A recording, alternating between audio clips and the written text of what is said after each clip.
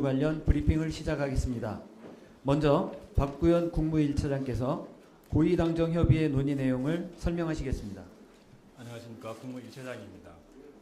어제 국무총리 공관에서 열린 그 고위 당정 협의회에서 당정은 오염수 처리의 과학적 안전성을 철저히 검토하고 수산물 안전관리도 빈틈없이 하기로 의견을 모았습니다.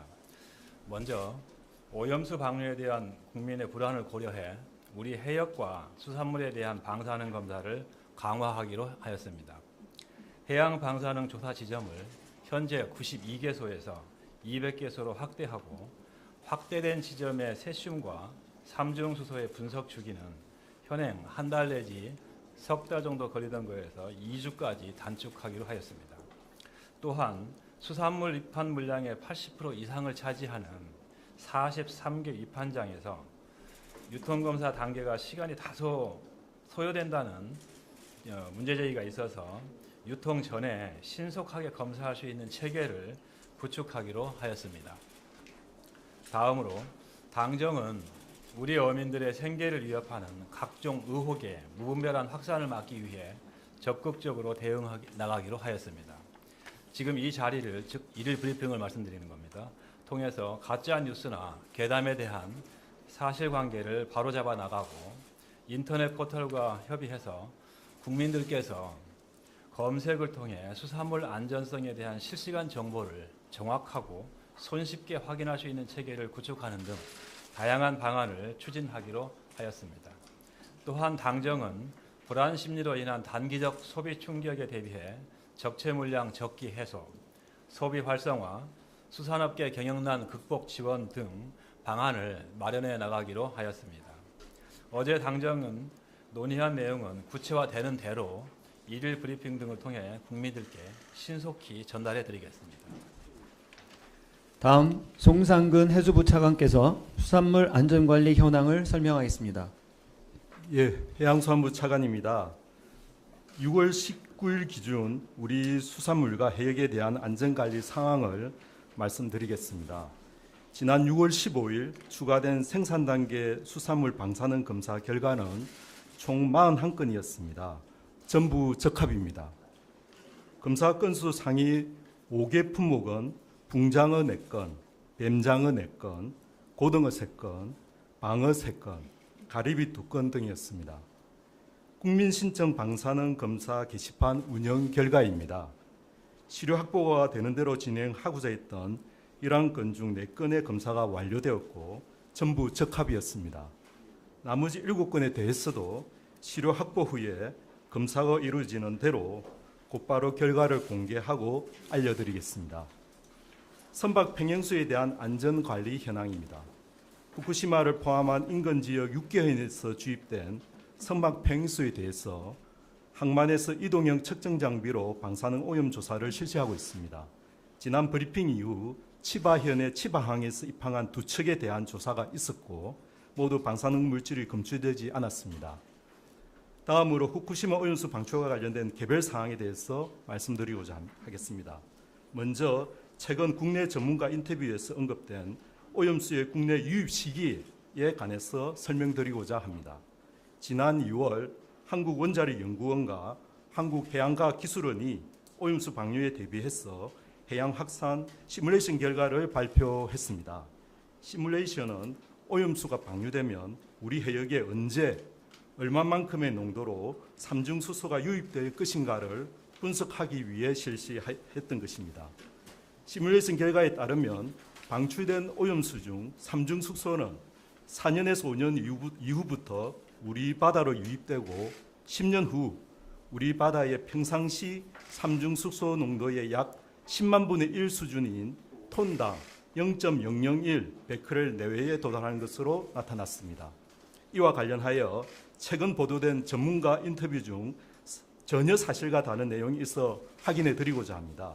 일부에서 해당 시뮬레이션은 수면에서 200m 표층의 물을 대상으로 한 것이며 수심 200에서 500m 물은 대만 해협을 통해 제주 근해를 거쳐 동해로 유입되는데 5에서 7개월 걸린다라는 주장이 제기되어 있는데 이는 사실이 아닙니다. 국내 연구소의 시뮬레이션에 적용된 모델은 표층에서 수심 5,000m까지 계산이 가능한 모델이며 시뮬레이션 결과도 수심 200에서 500m의 중청수, 거동을 포함하여 심층까지 계산한 결과입니다. 중청수 유입에 관한 보다 자세한 설명은 저의 브리핑이 끝난 후에 서울대학교 조양기 교수님께서 해주시겠습니다. 다음 해양 방사능 수산물 안전 Q&A 코너 개설에 관한 사항입니다. 1일 브리핑을 통해 안전 정보와 개별 이슈에 대한 팩트 체크 등을 매일 전해드리고 있지만 그래도 해소되지 않은 궁금증이 있을 것이라고 생각됩니다. 국민 여러분들께서 조금 더 편하게 우리 해역과 수산물 안전에 관한 궁금한 사항을 확인하실 수 있도록 내일부터 일주일간 시범 운용을 거쳐서 해양 방사능 수산물 안전 Q&A 코너를 운영하고자 합니다. 관련 코너는 해양수산 홈페이지에 접속하시면 확인하실 수 있고 무엇이든 궁금하신 사항을 올려주시면 관련 담당자가 답변해 드리도록 하겠습니다. 지난주 브리핑에서 말씀드린 대로 최근에 천일염 풍기 및 소금 가격 인상은 4에서 그러니까 4월 달과 5월 달에 기상 여건이 기상 여건 등으로 인해서 생산량이 줄어들어서 문제가 생긴 것입니다. 6월 7월 달에 생산량이 정상화될 것으로 전망되고 천일염은 이번 달부터 점차 생산량이 회복되고 있어서 공급 문제는 없다는 말씀을 드리고자 합니다. 6월 생산량, 즉 6월 1일부터 6월 16일까지 6월 생산량은 신안군 현지에 확인한 결과 지난주 금요일까지 생산량이 2만 톤 이상이고 현재 추세대로라면 6월 전체 생산량이 평년 수준인 4만 톤은 무난하고 5만 톤까지도 가능하다고 전망이 나옵니다. 그리고 올해 생산된 해소금 10만 톤도 7월 달부터 출하될 계획이라고 신안군이 오늘 보도자료를 통해서 발표한 바 있습니다. 신안 천일염 생산자 연합회도 지난주에 지금 굳이 높은 가격으로 천일염을 구입하는 것을 자제해 주실 것을 당부한 바 있습니다. 그리고 지난 16일 한국소비자원에서 천일염 판매 행위에 대해서 소비자 피해주의보를 발령하였습니다.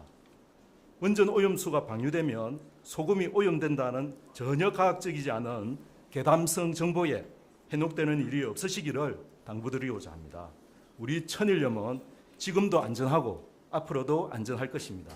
정부는 필요시 정부가 일정 물량을 수매한 후에 할인해서 공급하는 방안도 적극적으로 지금 검토하고 있다는 말씀을 드리겠습니다.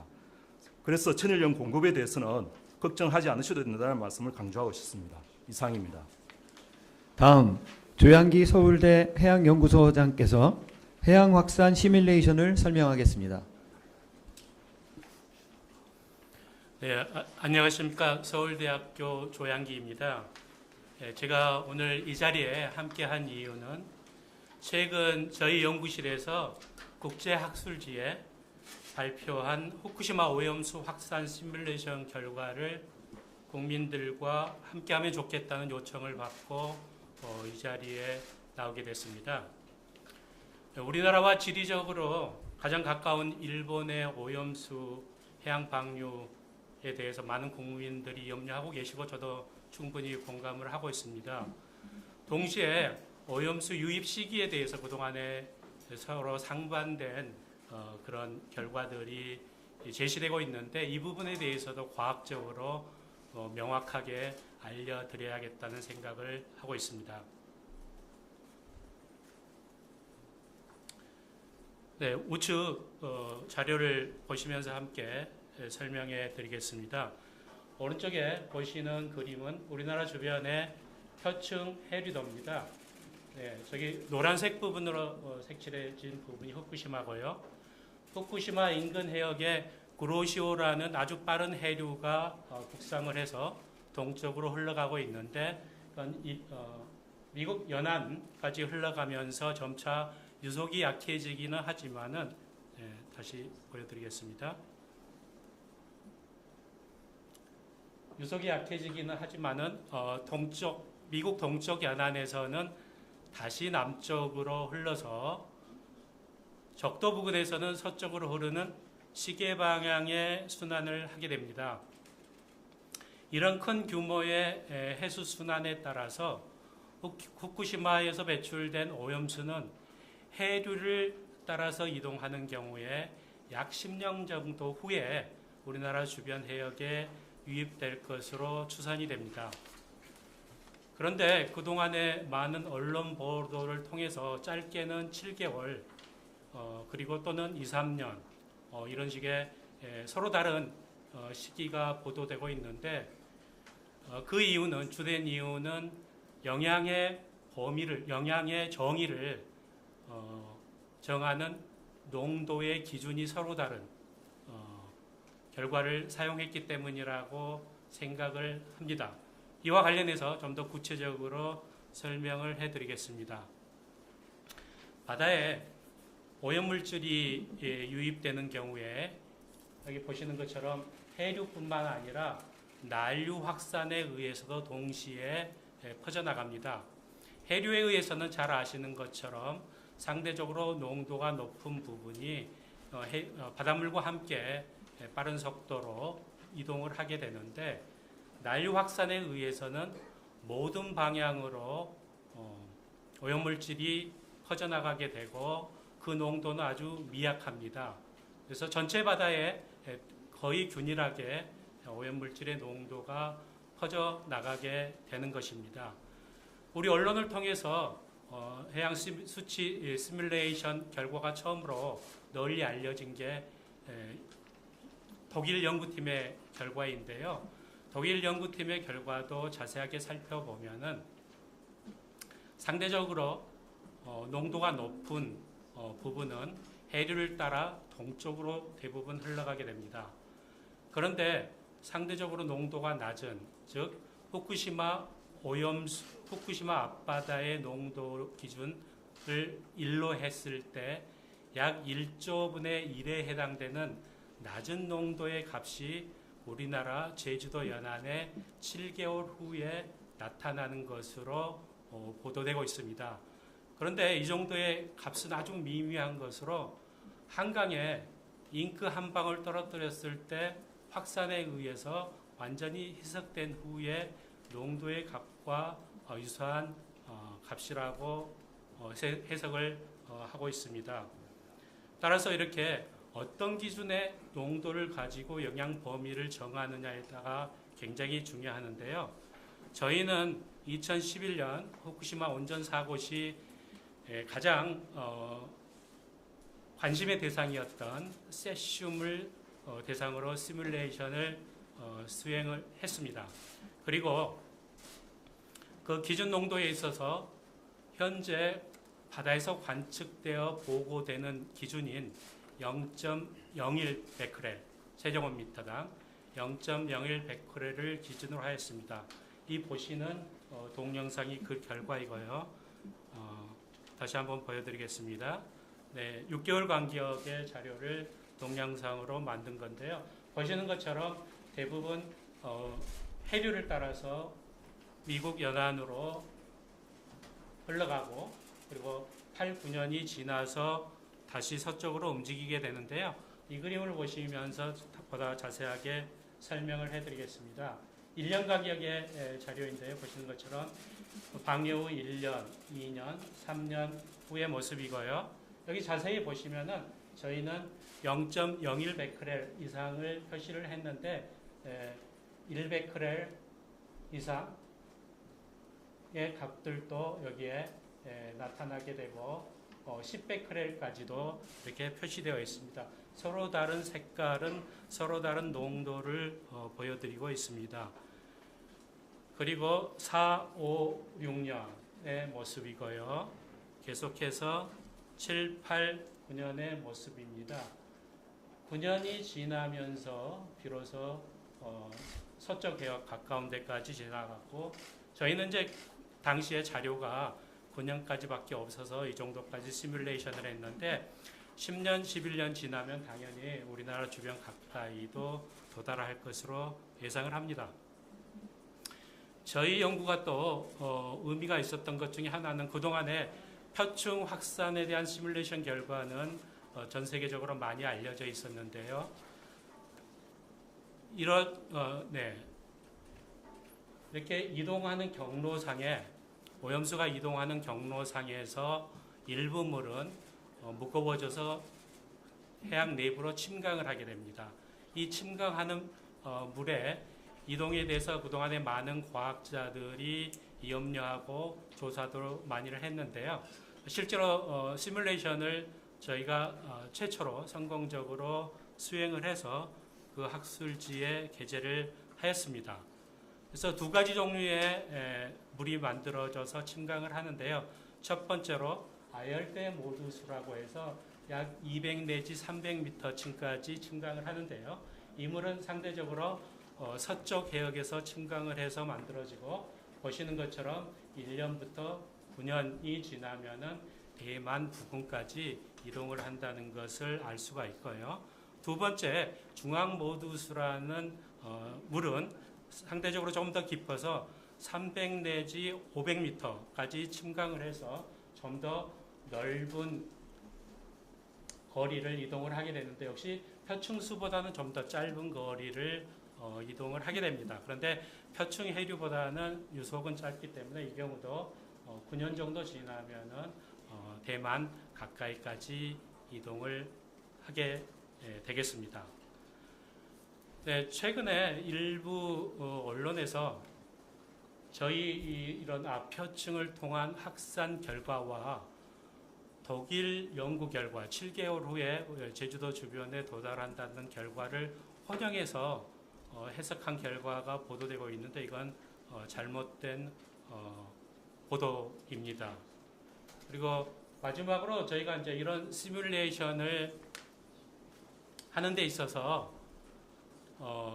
정확한 자료가 많이 쓸수록 좋고 그러면은 예측 정확도와 향상이 되는데 도움이 되는데요.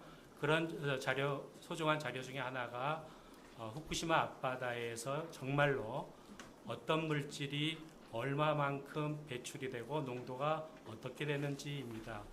이 정보는 저희 시뮬레이션 결과를 신뢰성 있게 만드는 데 도움도 되고 그리고 국민 불신을 해소하는 데도 도움이 될 것이라고 생각이 됩니다.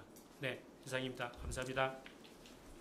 다음 허균영 기술검토위원장께서 오염수 관련 과학적 사실을 설명하시겠습니다. 안녕하십니까. 오염수 방류와 관련하여 많은 분들이 궁금해하시는 사항 중에서 좀 원자력 방사선과 관련된 내용을 설명드리고 있습니다. 지난 두 번의 브리핑을 통해 궁금해하시는 알프스의 구조와 원리에 대해서 설명을 드렸습니다. 오늘은 그간 실제로 운영 중에 있었던 사건 사고를 중심으로 말씀을 드리고요. 이와 관련해서 좀 국민들께서 갖고 계신 기술적인 궁금증을 해소해 보려고 합니다. 먼저 알프스로 오염수가 들어오면 그 고형 물질 등을 거르는 전처리 설비가 있고요. 이어서 이제 고형물은 빠져나왔으니까 이 방사성 핵종 중에 물에 녹아 있는 그런 방사성 핵종을 거르는 흑찹탑이라는 것이 이제 구성이 되어 있습니다. 그리고 전처리 설비와 흑찹탑에서 나오는 배기물을 모아두는 별도의 탱크, 폐기물 탱크가 있다라고선 생각을 하시면 되겠고요. 알프스 전체 설비는 3개 계열, 즉 동일한 게 3세트가 있다라고 이렇게 생각을 하시면 되겠습니다. 그리고 하나 더 있는데요. 2013년부터 알프스가 설치되어 운영이 되고 있는데 이 당시 설치된 알프스를 기설 이렇게 표현을 하겠습니다. 그리고 그 이후에 설명드렸던 전처리 설비를 소폭 변경해서 2014년부터 추가로 운영한 설비를 증설 이렇게 구분해서 부르도록 하겠습니다. 네, 먼저 부식 사건이 있었습니다. 모두 기설 알프스에서 발생을 했고요. 13년 6월 전처리 설비에 있는 탱크에서 부식이 있었고 이듬해 6월에도 흑찹탑을 점검하는 배관 부위에서 부식이 생겼습니다. 이들은 이제 그 정화 성능하고는 무관한 그런 장치이긴 하지만 구조물의 건전성을 지키는데 중요한 요소이기 때문에 부식 방지 조치를 완료하였습니다. 장기간 운영되어야 하는 만큼 이에 대한 유지 관리 계획이 철저히 수립되었는지를 확인할 필요가 있는 부분입니다. 다음은 전처리 설비에서 그 침전물을 제거하는 크로스 플로우 필터라는 부품에서 발생한 누설 건이 되겠습니다. 이 필터는 화공 분야에서는 널리 사용되는 것이고요. 사실 인터넷에서도 쉽게 검색하실 수 있겠습니다. 14년 3월 이 필터의 누설을 막는 테프론 재질의 패킹이 방사선에 좀 열화돼서 찢어진 사건이 되겠습니다. 이후에 이것을 강화된 고무 재질로 변경을 하고요. 같은 해 9월에 이 부분에 대한 운전 이상이 발견이 되어서 작동 압력을 조정하는 그런 작업을 마무리하였습니다. 한편 18년 9월에는 필터의 배수 배관에 틈이 발생을 하면서 누설이 생겼는데요. 이때 이런 틈이 안 생기도록 또 부식 문제이긴 했는데 이때 배관 재질을 변경해서 새롭게 교체를 하였고 20년 11월에는 필터를 지나온 오염수의 색깔이 본래는 이렇게 투명해야 되는데 이제 하얀색 색깔을 유지하고 있어서 즉 침전물을 제대로 거르지 못하는 현상이 발견이 되어서 필터 내의 부품을 교체하였습니다. 설명드린 앞에 3건은 기설 알프스고요. 뒤에 한 건은 증설 알프스에서 발생을 하였습니다. 이 전처리 설비에서 발생을 한 것이지만 이 정화 성능에 어쨌든 간접적으로 영향을 줄 수 있는 것이기 때문에요. 마찬가지로 유지관리 계획 등이 제대로 갖춰져 있는지를 집중적으로 확인할 부분이 되겠습니다. 다음은 처음에 설명드렸던 그 폐기물 모아두는 탱크인데요. 이 탱크 상단에 이제 압력 조절을 위한 좀 관이 있고 이게 필터들이 설치되어 있습니다.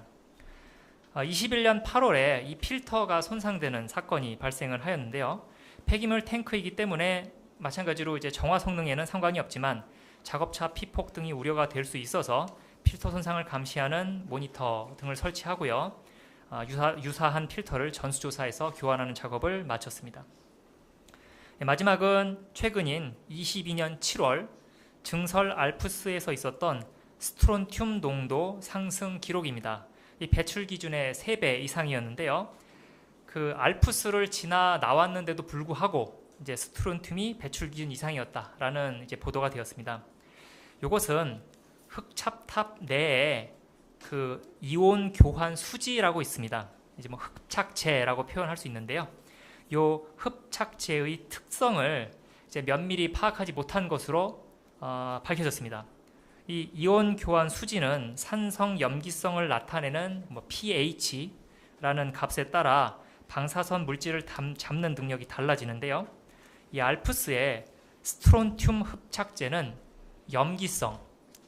염기성에서 운영되도록 설정이 되어 있는데 당시 흑찹탑의 정기 점검을 하는 중에 pH 환경을 잘 조절하지 못해서 흡착제에 붙어있던 스트론튬이 오히려 이제 오염수 쪽으로 이렇게 나온 그런 상황이 되겠습니다. 해당 오염수는 알프스 통과 후에 방류되는 것은 아니고 일반 탱크로 이송되는 것이기 때문에 안전상 영향은 없습니다만 이런 흡착탑 점검 절차와 방사능 농도 확인하는 작업 등이 강화되었습니다. 이렇듯 도쿄전력이 총 8건에 대해 이 사건 사고를 인터넷에 공개를 하였고요. 보시는 것처럼 2019년 이후에 이 알프스의 운영 절차가 좀 안정화되어서 이 오염수를 정화하는 성능은 개선된 결과를 보이고 있습니다. 하지만 여러분들 아신 것처럼 일반 탱크가 있고 알프스가 있고 이제 방류형 소위 K4 탱크가 있는데 이 현재까지 있었던 고장 건은 요 일반 탱크하고 알프스 사이에서 발생한 내용으로서 그 문제가 되었던 오염수나 이런 것들이 해양 환경으로 나오지는 않았습니다. 또한 말씀드렸던 방류 탱크, K4 탱크 이후에도 긴급 차단 밸브 등이 갖추어져 있어서 유사시를 대비하고 있는 것도 확인은 하였습니다.